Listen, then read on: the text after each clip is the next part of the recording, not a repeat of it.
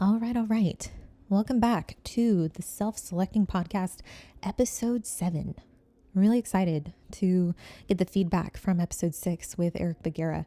Glad you guys like that. I don't know how frequently I'm going to be bringing guests around. As you probably would guess, this is something that is going to depend on what you guys want to hear. If you want me to have more guests on, if you want me to have some female guests on, if I should do a little bit of a collab with any other like competitors or I don't know, people in the space. Let me know your thoughts. Let me know if there is someone you're like, yo, I would love to hear you guys talk shop, whatever the fuck that means. I'm down to at least hear you out. But okay, today, episode 7, we are talking about hormonal optimization. And I think with this, some clarity really needs to be brought forefront to both the word hormone and optimization. What do we mean by this? What is the expectation when you say that you can take someone from their current state, whatever that is, maybe it's already a good state, and you can make them better. You can make them more optimal. What does that even mean? And what does that look like? What does that translate to an everyday life? So I'll back up. Hormones. The ones that I think we really need to look closely at relative to the physique competitor, the individual who's looking to understand their role, their influence in body composition, the ones I want to take a closer look at. Testosterone, estradiol, progesterone, DHEA, cortisol, TSH, free T3. Yeah, we can become more nuanced in individual cases. Sure, we can look at other values, but generally, these are the ones that I think really we need to pay close attention to. All right. So first thing, understand these hormones do have a direct role in how your body composition lands come show day. Or let's say you're not a competitor, but like in a fat loss phase. I had a call with a girl this morning who 35, 36 years old. And she's like, yeah, like I am not my current physique. Like I've not changed my diet, but it's not reflective of really the amount of effort I'm putting in. And she's like, I can't think of anything else other than my hormones. And we looked at panels, like looked at previous panels, looked at most recent ones. I'm like, yeah, dude, like there's a big discrepancy in your hormones, in your estradiol, progesterone specifically, but also your TSH. Like it's not super confusing to me for you to note that compositionally you aren't seeing the same physique that you once had despite doing things. And she's someone who, she's like,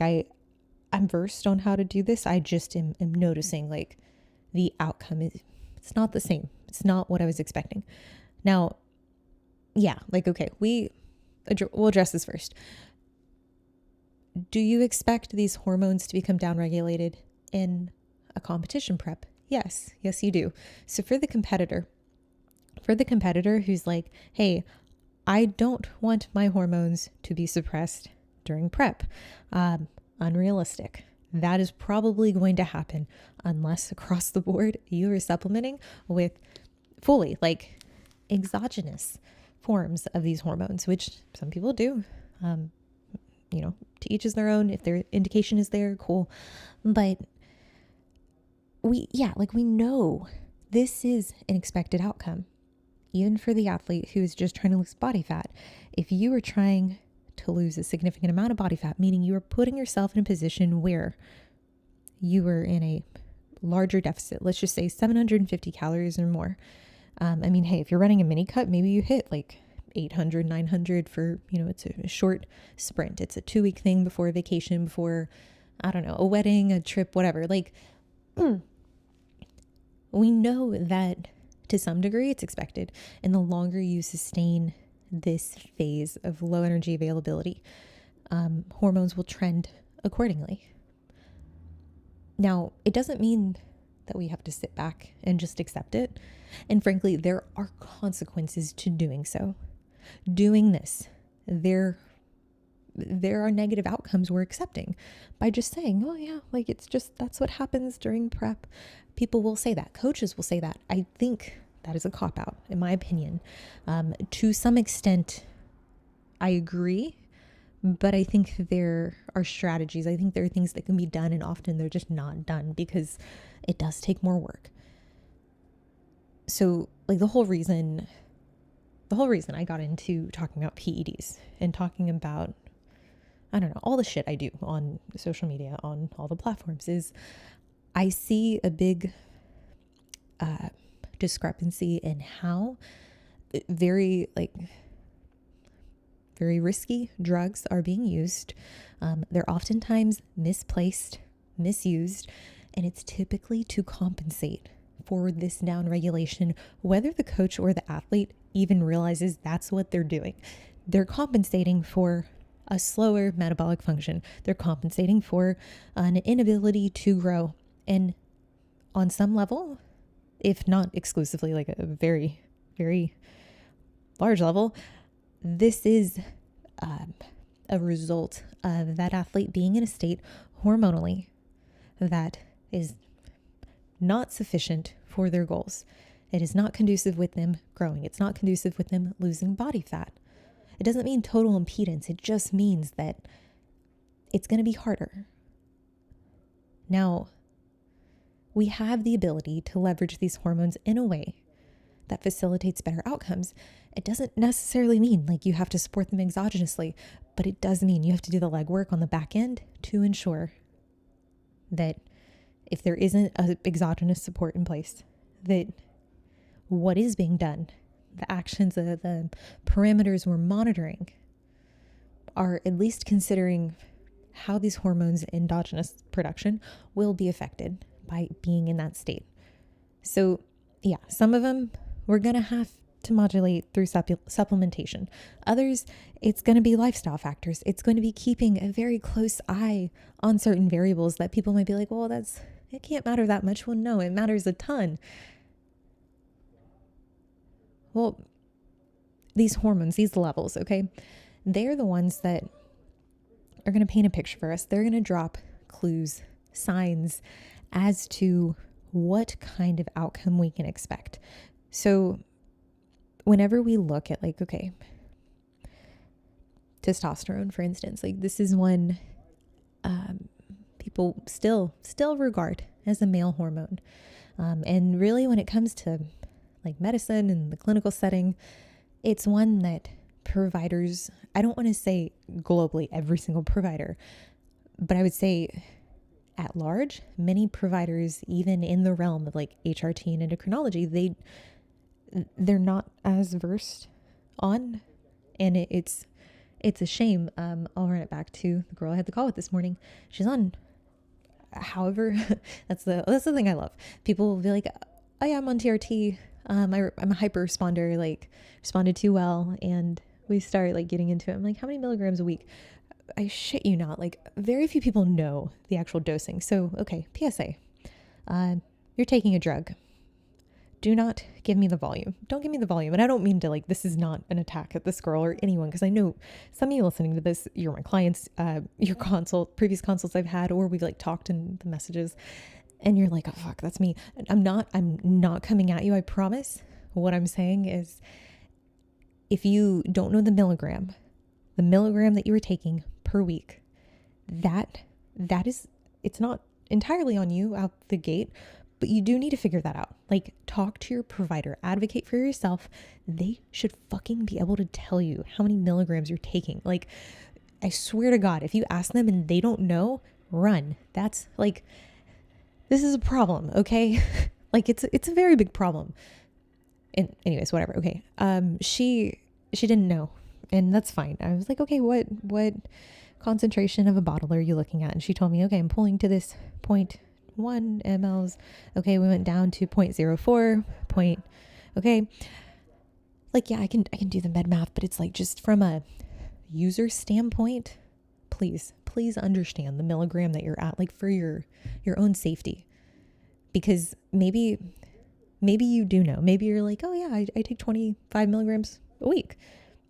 And maybe you get on Instagram and you only recently started following me, or you follow someone else and they got a video about TRT and how 3.5 milligrams a week is the starting dose. And you're like, holy shit. Like, okay, well, I'm well above that.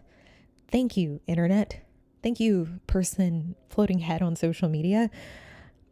This is why I need you to know this, because if you just know, oh, I take 0.1 mLs or I take 0.2 mLs. Actually, no, let me go back. I take 0.1 mLs and you're pulling up from a bottle that's 200 milligrams per ml, or you're pulling up a bottle from a bottle that is 250 milligrams per ml. You see where I'm going with this? It matters. I can't stress this enough. I can't stress this enough. Please know your milligram dose. And if you don't know, call your provider and be like, hey, buddy, just curious, what am I at milligram wise? And if it's more than 3.5 milligrams a week or 5 milligrams a week, and you're like, okay, why am I at this? And if you haven't gotten labs done like relatively recently, like, yeah, you had some questions for this person. Okay, sorry. Testosterone. This is not a male hormone. It is one, as females, from a optimization standpoint, we want to leverage, we want to lean into. Testosterone is the androgen that is produced at the greatest level in the body. Like, that is the one that, frankly, like, before any anabolics, we need to at least understand where our test is at. We need to have a reference point, if you will. This is, it has to be, it doesn't have to be like 90 nanograms per deciliter. It doesn't have to be at the upper end of like the threshold. But if it's 20 and you're using an Anavar, here's the thing. These drugs, these anabolics will have suppressive effects on the HPO axis. It's going to make it harder on you, like either phase, whether you're in a fat loss phase, whether you are in a building phase. And the whole point of it, the whole point of everything is, okay, I'm taking a risk by using these drugs. So I'm trying to mitigate that risk. That means leveraging all pathways that are regarded as safer. Now, testosterone is a safer pathway objectively because we can measure it in serum levels. We can measure your serum value of testosterone and we can see whether it is supraphysiological, whether it is above 100 nanograms per deciliter, whether it's 300 nanograms per deciliter. And if it is, hey, we catch it early, we scale it back, all good. I've had so many people come to me who've been in a state of like the low end of like male territory because their dose was too high. And like, hey, it happens. Majority of them didn't viralize. They're just, yeah, this is what the person put me on. And I listened to them because I paid them a lot of money to tell me this and I didn't question it. So testosterone, yes, maximize that. It doesn't mean you have to start TRT. It just means that if you're going to be going down the road of anabolics, if you're going to be considering these supplements, before doing so, the androgens, at least the AAS, do your due diligence. Make sure that you've done everything on the hormonal front and predominantly related to androgens. That means maximizing testosterone or at least supporting it. All right, so estradiol. This one, a lot of coaches like to go after this one. It's like the stepchild of the hormones. Like, it gets blamed for everything, for our fucking moods, for our water retention, for our bloating, for our thick skin and our legs. And like, it's such shit because here's the thing. Okay. It's used as a scapegoat. We're told your skin is too thick. Swear to God, I've heard that so many times from like intelligent people. I was that girl. I thought my skin was too thick. I believed. I can't. The epithelial cells, like, it's too, there's too many of them. They can't be broken down. It's like, guys, that's not a thing. Like, there's a lot of smart people, established people who get away with saying that shit though in this space. And like, I'm not really about the call out culture, but we got to put a stop to that. At least like privately, like me to you, like fucking, like let them say it, fine. But like also don't believe it. Don't believe it just because like they've coached a lot of people. Okay. BT dub, y'all can probably hear that. Still filming that movie outside my window. Director's been extra friendly with me lately, so we'll see what that turns into. Anyways, estrogen, it is needed for the conversion of GH to IGF-1. Why does this matter? That conversion, that is the preparatory state. That's the proliferation of satellite cells and all these processes that allow for the building of muscle. Not the direct building of muscle, but they create a state for muscle to be built. So that matters, particularly if your coach or if you're someone who's like, hey, I can't get lean enough. My tie-ins just don't come through. If that's the position you're in and you're suppressing estrogen, you are smashing it down in some form or fashion, which I'll talk about the ways that it gets smashed down in a second. We need to have a talk because that is an issue. Okay. You are literally making your life harder. And if you're in a building phase, get the fuck out of here with like trying to keep your estrogen low unless it actually is excessively elevated, unless it's over 150. I don't know. What is it? Picograms? I forget off the top of my head. I don't know. I don't know. 150. That's the value I remember. If that is where we are and your progesterone is adequate and you're presenting with symptoms of excess estrogen, sure, maybe there is a rationale, but the amount of women who actually are experiencing this, I promise you, it is far and few compared to the women that think they're experiencing this. And I gotta believe on some level, this isn't like self-perpetuated. It's not something that you're like, you may have been like, oh, well, I heard this trainer, they said this and this coach and this girl on Instagram, like, oh, trust me, like influencers love this one. There is a range that we want to be in. And there's even a range relative to your progesterone that we want estrogen to be in. And if it's not there, then like we kind of have to modulate it. But again, we have to think about how we're going to do this. What is the long play? And is the long play conducive with us actually facilitating a better outcome? Or are we doing something that in turn is ultimately going to affect the look that we can bring? Is it going to take away from it? Estrogen, it is beneficial in both phases at an appropriate amount. Now, the state that you're in a contest prep or in a fat loss phase, I promise you, far and few, if your estrogen is not suppressed, if it's not going down even slightly, you are really resilient. That's not going to be the case for most people, even the girls at the very top of the sport. I promise you, they are dealing with lower levels of estrogen compared to where they would be otherwise. It's the state of low energy availability that makes this incredibly hard. It's the being at the body fats that we get to. It's being there for an extended period of time. It's having all of these inputs that are very taxing on the body.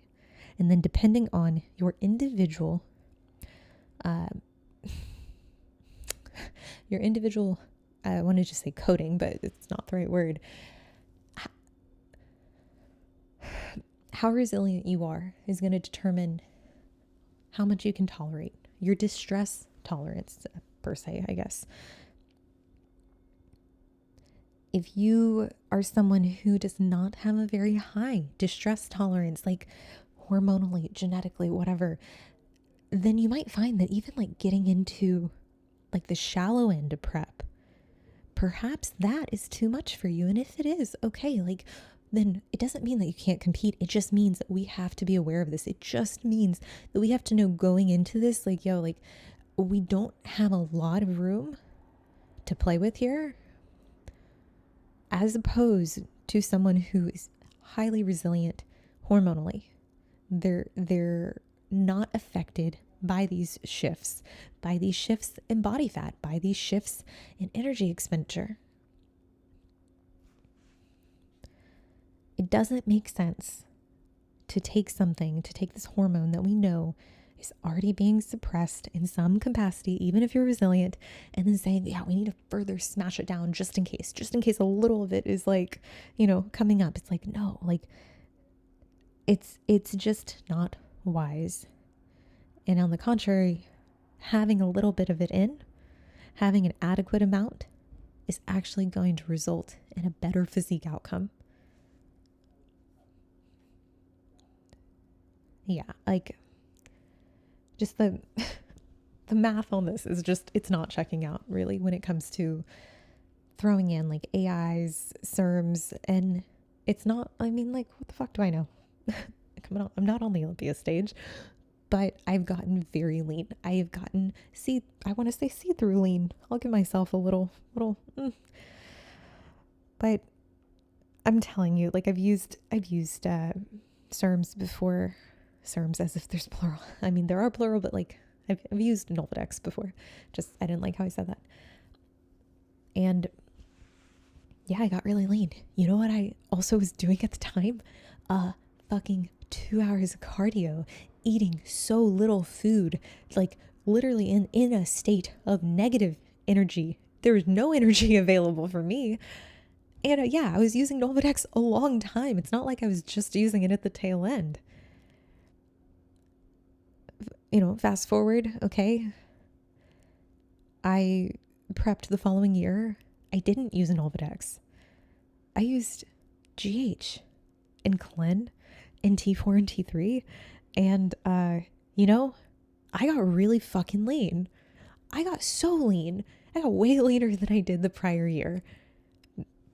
I'm just honest, and like, hey, trust me, I was fat in between those 2 years, or not 2 years, those 2 seasons. Like, it's not like I just hung out there and just stayed there. I was pushing like 145, I think, at my peak. And I mean, it's a lot for me. Whenever we look, okay, you know what? No, from here we'll go to progesterone. So yeah, this is the one that, frankly, like, it just gets forgotten. It gets forgotten when we consider the hormones, and it's like amazing because it's very, it telegraphs someone's knowledge. Like, you want to do a little litmus, like ask a coach or ask someone who like talks about hormones. Like, just ask them about progesterone, just generally the role it plays, like relative to physique sports.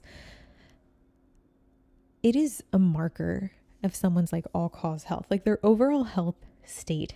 It is reflective. Typically, it's the most telling of whether or not that person is ovulating or not. I like how I had to throw in or not twice at the beginning and end of that sentence. That's brilliant. Gosh, I wish English wasn't my first language, but it is.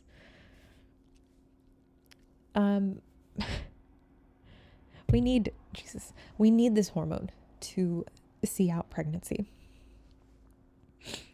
And post-season, like, this is the time where we're really aiming for the restoration. Like, we need to see ovulation occur. Ovulation is the epitome of female health. Without ovulation, our body is like, no, I don't give a shit. You're not getting it. Not this month. I don't trust you. Just taking a snapshot of how you've been living your life. Nope. It's not happening. How many months are you going to let that go by, knowing now that, like, hey, these hormones actually help me? Like, yeah, it's vain. I know. They help me look better. They help me do the thing I'm going to do. Yeah, it requires a little bit of a workaround in the sense of like getting yourself from maybe a state of anovulation, maybe towards the tail end of contest prep, because it is very extreme, or the tail end of fat loss phase where you do get very lean. From there, at some point, you got to come out of it. You got to be in a position where you're ovulating again. It's also really bad for your health long term to not be ovulating, to not be producing these hormones. That's not a good thing. Okay. And like, from a fertility standpoint, the amount of people who come to me and they're like, I want to compete. I want to get dick skin shredded, but I don't want it to impact my fertility. And I'm like, bro, like looking at your labs, like you've been impacting your fertility at 25% body fat. Like I can tell this is where you've been like the better part of the last 10 years. This is a bigger issue than just doing a competition, just doing a cycle of Anavar. Like I promise you, it's the last 10 years that are going to add up. Ovulation, you're not going to be able to completely, like, I want to say definitively, I really do. I'll resist. You're not going to be able to go just off of symptoms. Yeah, I can get really graphic and talk about all the ways we can track like estrogen and we can track progesterone and like all these, sure, but the real way is through lab work in combination with symptoms. But symptoms to me are secondary to lab work.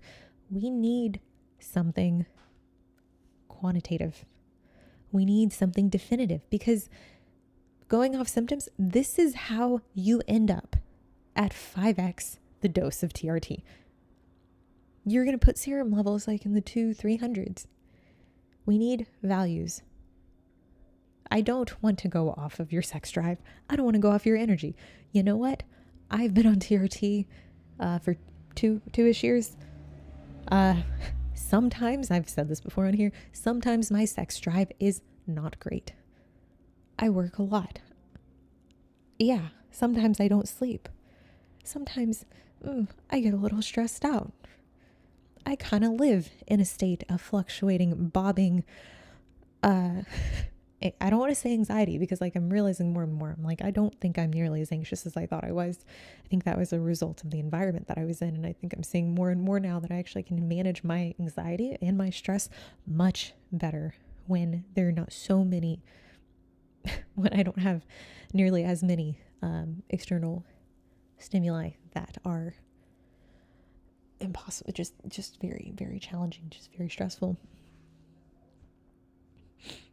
We can't just go off these symptoms, but we need to have a baseline. We need to have something to say, this is where you're starting. Positioning, that's what that is. This is our starting point, okay?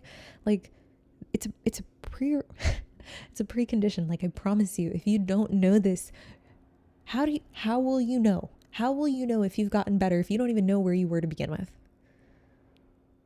How do you know where you're going if you don't know where you are? What do we need to check? Test DHEA, estradiol, progesterone, cortisol, TSH, free T3.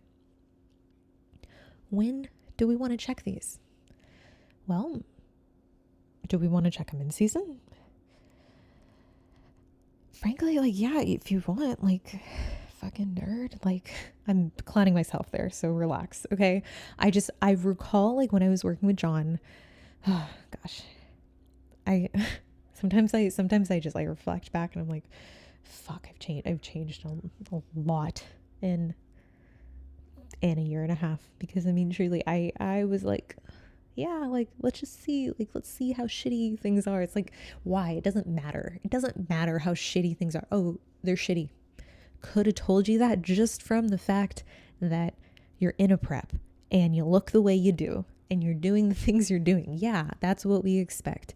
And he never talked to me like that, but like, he was so polite and like diplomatic about it. It's like, yeah, that's what we would expect. In season, we know these levels are going to go down. You can get them checked. That's fine. If you really want to, if you have the money, go ahead. Fine. You want to see it? You want to have a baseline of the worst you're at? Cool. Really, the 2 times I want to see them as a coach, like the 2 times that they carry the most value relative to our decision making. Preseason and postseason. Preseason. Okay. Yeah.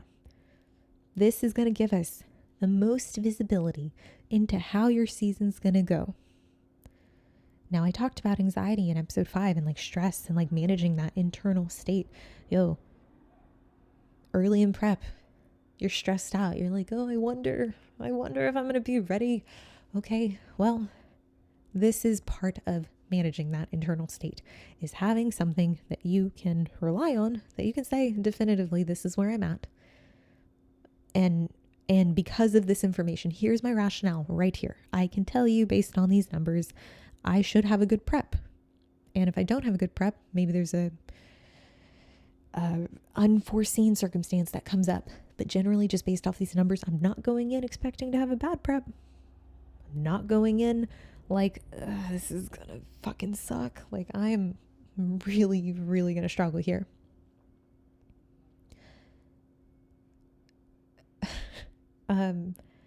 Listen, like, okay, my last car was like 10 years old, and very temperamental. Like, the check engine light was on like after the first like 2 years of having it, and it just never turned off. And I went to the mechanic. I still go anytime the check engine light. I'm like, hey, if you want to figure it out for me, and they're like, oh, it's fine. That was my attitude. I'm like, okay, maybe there's something wrong, maybe there's not. And after a certain amount of times, like with that car, I was like, yeah, okay, well, that's just a state of chronic check engine light. Cool. But whenever I would go to like Vegas, like I drove out there for shows and stuff, I would always take it by, because I'm like, I need to know, like, before I get on the road, like, if today's the day, if like you can see something, because I'm an idiot. I'm like, oh, the engine's not going to explode. Cool. Wouldn't have known the difference. Like, I don't know. That was kind of like my MO. I would just, okay, yeah, sweet. Before a road trip, like day before, morning of, cool, nice, we're good. Is there anything we need to correct? Oh, tires, they need to be rotated. Cool. Sweet. Here, just take the car, just whatever, fine. You need to know. You need to know in advance. It's the least you can do. It doesn't take much. Labs can be, I know, they can be pricey. It can be hoops to go through. You're doing a lot. You're doing a lot in this sport. And if you can just gather, like, if this can just be, you know, whatever, like a moon tarot for you going into prep, being like, okay, it's not total shit. Sweet.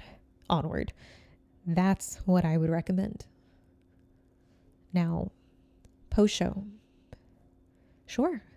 For many of us, restoration, it's not gonna just happen like in that first month. And for some, like, we might not even see restoration within the second month either. Maybe even the third month. Last prep was hard for me. It took a long time. I mean, granted, I was not very structured, and I was in nursing school too, and I was losing my mind. I was just very stressed out. But typically, I would say around weeks 8 to 12 post-show, this is generally when we should see some kind of indication that things are improving. And if we're not seeing that, okay, probably doing something somewhat wrong. There's probably room for correction. Like, what could be causing a stagnation despite body fat being regained at that point? I mean, like 8 weeks post-show, you should have enough body fat to be sufficient to be like, okay, I'm not shredded. I'm not show shredded. I might still be lean and too lean for me, whatever, but like I'm at a point, I'm in a position where honestly, like, this should be moving along. So we're not saying that indication. Okay, we need to take a closer look. Maybe we need to consider a different strategy. Maybe there are stressors that are playing a bigger role than we imagined. Now, when it comes to this, stress reduction, stress management, these strategies, these are our key points. These are king. This is where having an understanding of the athlete's lifestyle is so important, because I can tell you, like, there are individuals who, no matter what, they will make mountains out of molehills type of individual. There are people who, no matter the situation they're in, they will find things to obsess about and ruminate over, and like, hey, it's not my place to tell you that your stress isn't real. It's not my place to tell you that your stress doesn't warrant the reaction that you're having. understanding the position someone's in, understanding that, hey, like they very much,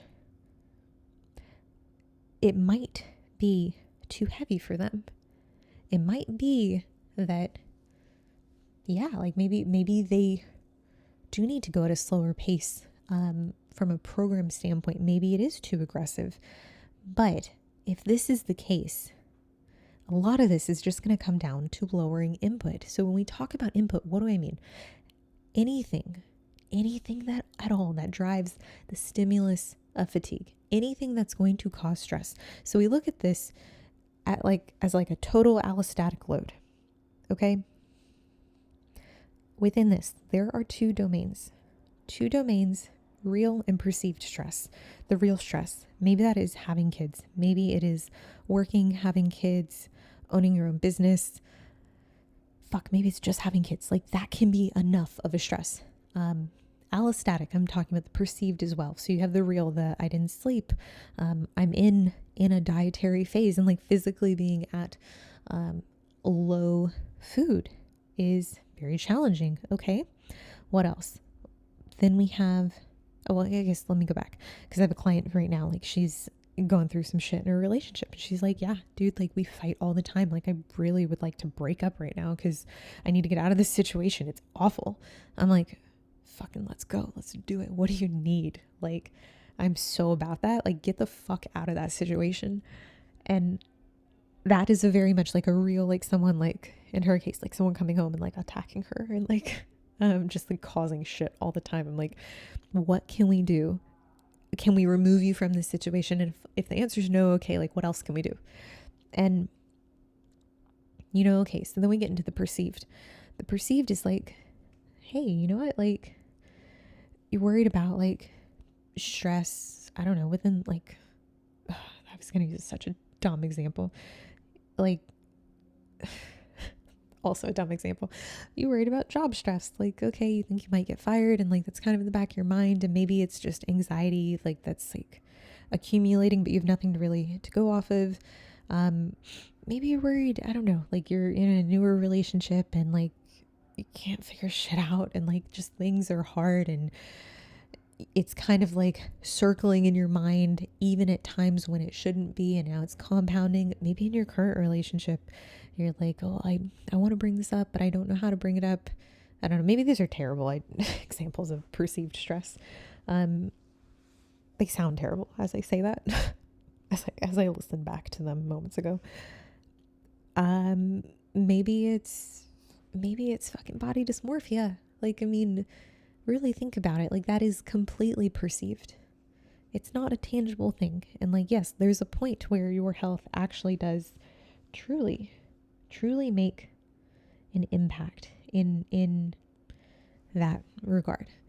But I think oftentimes the stress that we create, the perceived stress for ourselves, it is created. It is not that it is physically in our face and it is like a thing that we can solve. It is created and then we ruminate on it and then it goes in this spin cycle again and again and again because we are trying to solve it because it gives us anxiety and doesn't make us feel safe and we're trying to feel safe. And it's this whole thing. And for one, I mean, like, I forget if I talked about this on episode 5. Maybe I did, but like actually, I'm not going to use the word grounding. I'm not going to use that word. Just finding something right in front of you. I'm looking at my fucking water bottle and it's got a little water bottle on it that's green. Okay. Like that. If I was feeling anxious and I just named that thing that I saw, that now required my prefrontal cortex to come on. If it wasn't on, maybe it wasn't on. Maybe I was anxious today. Who knows? But for this example, let's just say I was anxious and I'm looking and I'm like, okay, that's what that is. Getting out of my head, prefrontal cortex on. Same thing with identifying a feeling. I think I did talk about this as I'm saying this. I feel like I did. Maybe I didn't. If not, you get it 2 times. For listeners who didn't catch the other one, you're feeling anxious. Okay. Do we want to elaborate on that? I don't know. This is out of my scope. Naming what you're feeling. Okay. This is part of it. I know it's fucking annoying. It's really tedious, isn't it? Like, you got to name it though. Name what you're feeling. What is the feeling? Okay, you got a lump in your throat. You want to cry? Why do you want to cry? You feel sad. You feel sad. Is it fearful? Like, I mean, like, I don't know. Explore it.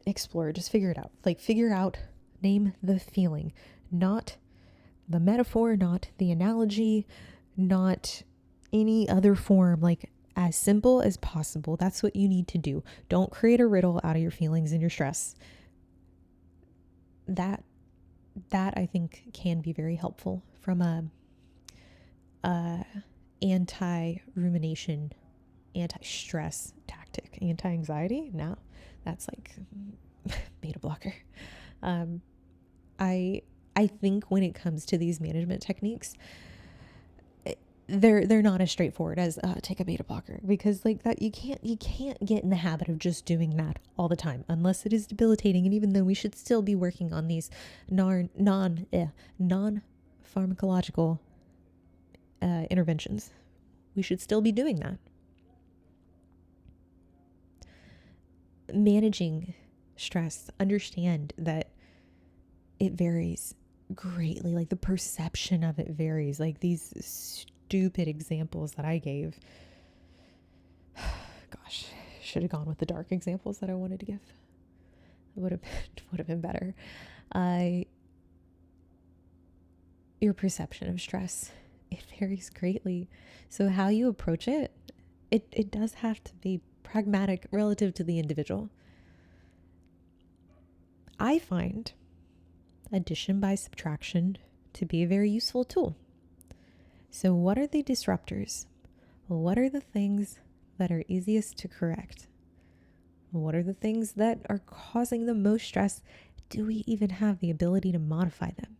And if we don't, well, sucks, but also out of our control. That's kind of freeing, isn't it? It's out of our control. You can't do anything about it. It's the way it is. If it wasn't supposed to be this way, it wouldn't be this way. Just try to remember that. Like, part of this is recognizing that there are things that we stress about that we have no control over. For instance, other people's actions, their thoughts, they're like, let me fuck, gosh, okay, I'm gonna do this. It reminds me of the joke Dane Cook from, like, when he's talking about like on the plane and stuff, like literally one of you might get this at best. And flight attendant's like, what do you want on your sandwich? And he's like, well, I don't want this. Or what do you want on your sandwich? And she fucking this up so badly. And he like starts listing what he wants. And she's like, why don't you just tell me what you don't want? And he's like, I don't want fish eyes. I don't want shards of glass. Like, that's a fucking exhaustive list. Like, what are you talking about? Tell me what I don't want. Tell you what I don't want. Like, that is going to get lengthy. That's what I was trying to do, is listing all the things that are out of our control. There is a lot out of our control. What would be simpler is just to tell you it's in your control. Your voluntary action, your opinions. I'm gonna say thoughts are out of your control, because I think sometimes we can have thoughts that are very unproductive, that are very actually quite fucked to ourselves. And some of those you just gotta let them go. Like, let them come, recognize it is not a fact. It is just a thought. It's not helpful. It's fine. Whatever, it showed up. I don't know why it showed up. Gone. I don't agree with that. Maybe you do agree with it, but I'm just going to let it like kind of slide off, because like, fuck that. Voluntary actions, opinions. Sure. Yeah. Like you want to do that too. You can't control a lot of the things that we stress about. And if you have the ability to control it and you have the ability to modify it, okay, maybe it is worth addressing. If it is a disruptor that you have control over, okay, your bedtime, the things you put into your body, supplements, diet, food, like the quantities that you put into your body, there are things that are disruptors that we are enabling, like we're putting into our body, and it is ultimately making this shit so much harder, and it's creating this problem that we claim, is so disruptive, but we're like also enabling it at the same time. let's take a closer look, okay? If you haven't addressed your sleep, and sleep is something that you can modify, like the girl this morning, she's like, yo, I got 2 kids. Like, I'm doing my best. If I get 6 hours of sleep, that's amazing. I'm not going to be able to get 8 to 9. I just don't have that ability. Cool. That's now in the category of non-modifiable. Whether it actually is or not, I'm going to believe her when she says that, because I do not have kids. I cannot speak to the feasibility of that. But I do recognize, like, when you have kids, that might very well be a thing you cannot control. You cannot give more. Like, you can't give yourself more sleep because parenting. Past that, okay, dietary modifications. Like, can you control what goes into your body? Can you control the amounts of certain micronutrients that ultimately might be playing a role in modulating these hormones? Yes, you can. Well, here's where we need to establish that baseline. Are you tracking your micronutrient intake? Because if you're not, easy. Okay, track what you're eating in the app Chronometer. Look at the micronutrient, look at the mineral, the whole like little report they give you. And then look at, okay, what's fucked? Where are the holes? What in here is like completely getting missed? And then figure out how to correct that. Figure out how you can meet that need. And yes, past this, which I kind of like went into prematurely, how you handle stress. How you handle it intrinsically. Those perceived stressors, which, yes, I gave terrible examples of, because I don't feel like using dark examples, I guess. Those perceived ones, the ones that in some way are self-created and like we cling to. How can we modify those? Okay, well, are we doing behaviors like, first of all, is there a system in place for how you manage stress? I'm so sick of people being like, oh yeah, I just can't manage stress. And then like we start talking about how they're managing stress and I'm like, yo, you're not even trying.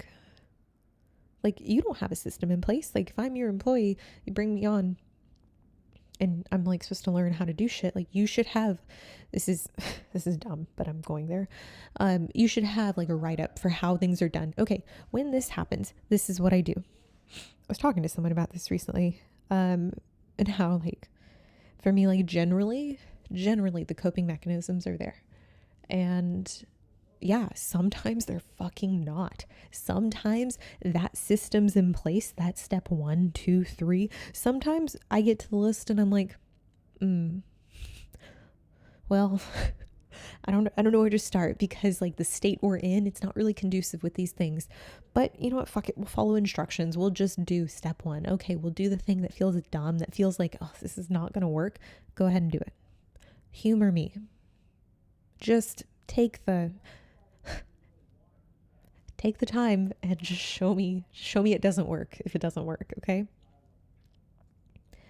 You'd be surprised how many coping mechanisms there actually are to manage stress, to manage anxiety.